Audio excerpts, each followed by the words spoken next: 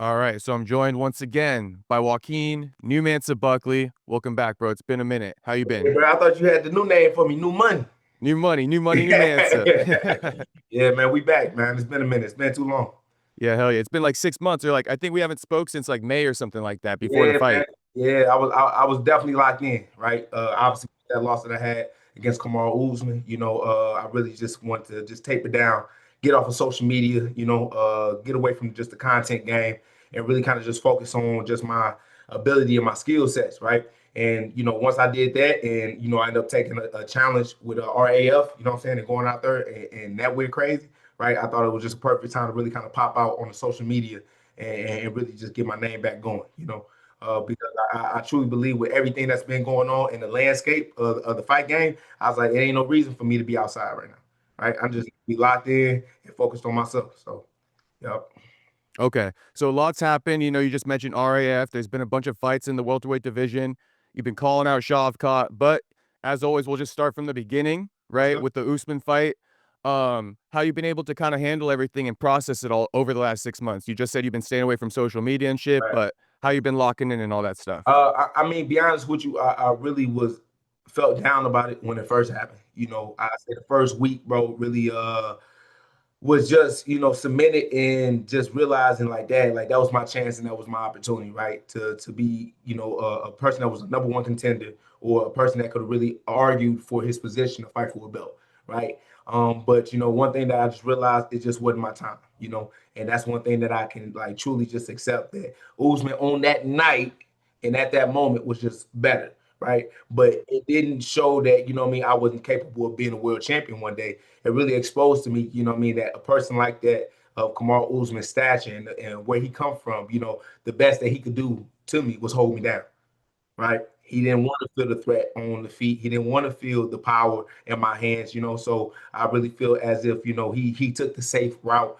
out. And for him to be a world champion of that caliber and only fight at a certain or only fight a certain type of way, I got to look at that as a respectful thing.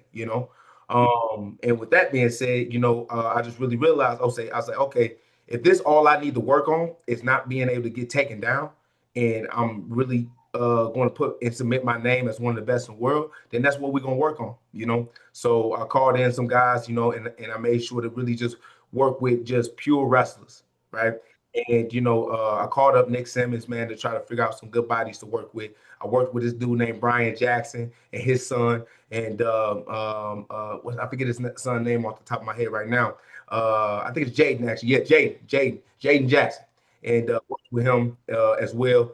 And we just put in countless hours of work on just pure wrestling. And like I said, no content, no social media, right? We just locked in. I'm watching videos of Frank Chamizo. I'm watching videos of Jordan Burroughs. I'm watching videos of Lee Kemp, right, back in the day. And I'm just really kind of just trying to put myself in a position like, okay, if I was to only work on this form and style of wrestling, what kind of wrestler would I be, right? How could I utilize these weapons and use these skill sets to help, evolve my game, right? So you already know that I got great stand up. Now I'm ready to show my version of the Booty Warriors. Bucko Right? Madoff coming. Yeah, Bucker made Yeah. off 100%. Yeah. Okay. And going back to the fight, did you rewatch it at all and have any takeaways from it? From my fight with Usman. Yeah. Yeah, I mean, like I said before, it's just not allowing the fight to go where I don't want it to go, right? Always being in uh the control positions, right? Like if I want to be on the feet, it's the fight gonna be on the feet. If I want the fight to be to the ground, it's gonna go to the ground, right? So I want to control all the scenarios in the fight. That's all that showed me. That's it. Okay. And also after the loss, like your team and everything, they still stuck by you. Has anyone switched up on you or anything like that? Because you're riding that 6 fight win streak. So a lot of people were in your corner, but I just want to know, sometimes they talk about that. People Nah, switching but up on you. there's a lot of adjustments that have been made, and like I said, a lot of people don't even realize how I even orchestrate what I do and how I get down. I'm only one in a few fighters that do what I do, right? And when that comes to actually building my own team, right? Building the coaches that I have, right? Like I'm working with specialists more than I'm working with like an actual guy that's in a MMA gym, right? I'm not working with guys from like in the Sanfords or Kill Cliff or AKA, or what's another good one? You know what I'm saying? ATT, right? Like all these different gyms that have access to a lot of bodies and a lot of different coaches and stuff like that. I didn't have, and I had to find the right people that I felt comfortable with, and I felt like did have the natural talent to be my coach, right? To work with me, you know. But at the end of the day, I still got a whole critique, not just on myself, but on my team. You know what I'm saying? So a lot of different things that I feel like need to be made as an adjustment. If you not with me full time while we working on before we even get a fight, then you're not in the corner, right? But that's just common sense, you know. A lot of coaches feel like just because they didn't have time with you, last fight or another fight ago, right? That they got the right to be in your corner this time. I'm like, no, bro, we got to always re up, you know? Like, we got to put in the same scheduled time every single time. And I'm only going to be working with people that I've been working with consistently. And that's it, you know? So with that being said, it's just like making fine adjustment with everybody that I've been working with and just finding the time to really kind of just um, let the world know like what we do and how we do is really me, you know? Like it's not that I'm by myself, but like there is no whole head coach where I have to depend on to be like to make all these calls for me, right? Like when it comes to my routine and when it comes to my schedule, as a grown ass man, I'm running all that, right?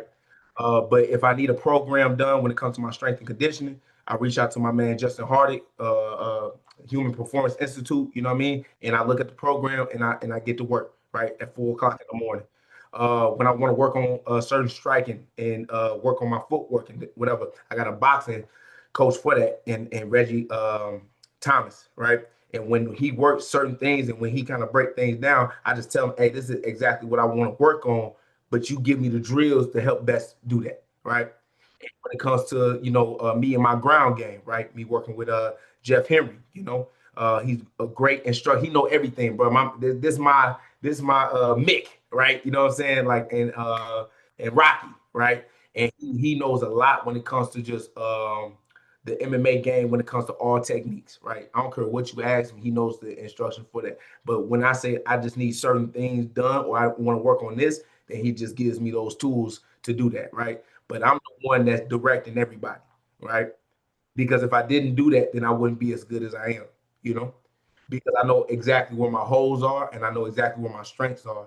And I know that I'm always going to be 100% honest with myself. I never lie to myself, right? If I'm struggling somewhere, I don't I don't fear away from it, right? Because I don't want to put myself in that uncomfortable position. No, I got to get uncomfortable. And I have to do this in order to get better. But there's a lot of fighters that don't do that. That's why they need a coach to hold their hand and figure out everything for them, you know? So, yet again, bro, I'm the only person that I believe in my heart of hearts that's really just doing this shit, you know what I'm saying, off the strength. Right. And I saw you also reached out, or you didn't reach out, but you said something like you'd be down to train with Trevor Whitman.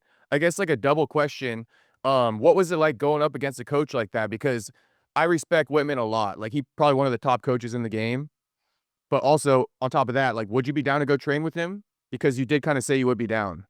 Yeah, yeah. I'm a student more than anything. And I feel like whatever we can gain, which we can gain a lot because they beat us, um, we can gain a lot of good intel and information on just how they work and what their system is, right? But organically, I'm not gonna move somewhere else and pick up and leave, right? Like, let me learn what I can learn. You know what I'm saying? Take some good, intel, take some good information, but we bring it back home, right? And we run it up. Because like I said, at the end of the day, I'm not gonna get away from what I'm doing because it has gotten me to this point, right? But now, how do we not just get to that point, but how do we supersede that, right? How do we pass that up? And that'll be a cooler thing to be able to go work with Trevor Whitman or work with Kamaru Usman and just get some good little tips, right? Because it ain't like I gotta restart the whole wheel, right? It's just little breadcrumbs that I feel like that we was missing. That yet again, if we had it could have been a different result that night. Yeah, minor details that probably Usman had over you. They could be like, all Right. right, this is what you did wrong. This is what we exploited in you. Now you know. Right. 100%. That's it. Okay, for sure. And what was I gonna ask you? Oh, the judges' scorecards and stuff. Did you think the fight might have been closer than what it was? Because there's a thing going on with the takedowns, and then if people don't really do too much damage, how much should we factor that in? You were doing well on the feet every time, every round before he took you down, right? Is that gonna change the result of the fight? Not gonna change the result of the fight, but what do you Don't think the even matter. scorecards were and stuff like that? Don't Or even does matter. it not even matter to you? Don't even matter. Okay, It's you feel lost. like you lost it then. I did lose. I know Okay. I lost, right? I know the only round that I won without no argument was the fifth round. And yet again, in itself, that's a victory. Why is that a victory, right? Because you can also look at two other fights, and it happened to the same people, right? That they fought these good grapplers, where you either talk about DDP and Hamzat, or you talk about JDM and Islam, right? And all our fights went the same way, except for the fifth round. The fifth round, both DDP and JDM both stayed on the ground, could not get up. Myself, I prevented that and I made the adjustment, right? Does that mean, oh well, they had better fighters that they went up against Buckley? Nigga, I went up against arguably one of the best welterweight fighters of all time. Yeah, for sure you did. Period. So with that being said, it's just like now that I know that and making that fine adjustment within that time, that means that I can prevent guys from taking me down. Period. That's all that showed me. And, Right. when I saw that too in the 5th round, I was like, "Damn, he could wrestle." Like, I already knew this shit too. Was it just like that you underperformed in there or something? Like No, yeah, it's underperformed. I took Usman likely. Um, I listened to what all the other people were saying. Like he older, like he's about to retire. Like he didn't want this fight, so I already know that I won the mental games. So regardless though, we didn't treat this fight like I treated every other fight, and that's kill or be killed, right? Go out there and try to bury somebody, and I didn't do that, and I didn't lock in until the fifth round, and that's my mistake, right? And even my brother Edric talked about it, even Jeff talked about it. They said like, bro, we should have locked in early instead of being so calm about losing. Like everybody was just like, oh, we got another round. It'd be third round. Oh, we got another round. Fourth round, like, damn. We got another round, fifth round. Damn, this is the only round we got. now you got to finish him. Right. Now I ain't got no choice. So, that's a mistake that we all made and we won't make again. Got you. What was it also like just facing off against him? Was that like a surreal moment at all? I Because think there's it, that viral face off where you're like, "That's what I want right there." yeah, Yeah, man. I gotta just tell people what's be on my mind for real, right? I can't yeah. never hold it in. But it was also real, being lined up with Usman, obviously, right? Who's a world champion. Seeing Francis Ngannou being right there beside him. You see Toby, right? The singer, right? Being out there, No wig way or something like that? Yeah, you know what I'm talking about? I know who you're talking about, yeah. Crazy enough, I was jamming to this music right before I was walking out. But he ain't Damn. like, you know what I'm saying? But he ain't there for me. Like he there for Usman. But I can't even listen to that nigga music no more because I'm like, but at the same time, I was like, okay, never idolize these motherfuckers. You can do the same things as them, but like in that moment in itself, that was my time, and that's the first time I ever let the bright lights get to me. First time I let the bright lights get to me, man. And now I know the position, the power that I have because I realized something, right? I said, bro, I can be bigger stars than all these guys. I can be, right? And I will be, But right now, it's like it's a learning curve that I'm just on, right? And now that I'm on this learning curve and I'm able to introduce these new weapons and actually kind of keep training and training and training and kind of just dial in on just sharpening everything up. And I just realized, I say, bro, nobody in the welterweight division gonna beat me. Nobody. I took that L against Usman. Shout out to you. But now I seen exactly what I needed to work on. I'm gonna destroy everybody. Got you. So that loss Because even gave you more confidence. even way more confident.